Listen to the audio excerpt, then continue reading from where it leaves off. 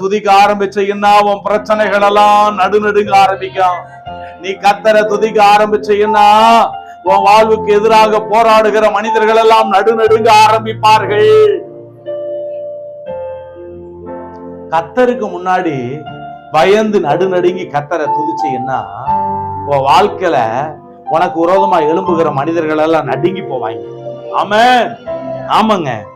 பூமி மிகவும் அதிர்ந்தது. உடனே கதவுகள் எல்லாம் திறவுண்டது. யாருங்க திறந்தது? அவன் எல்லாம் சாவியை எடுத்துட்டான் பூட்டிட்டு.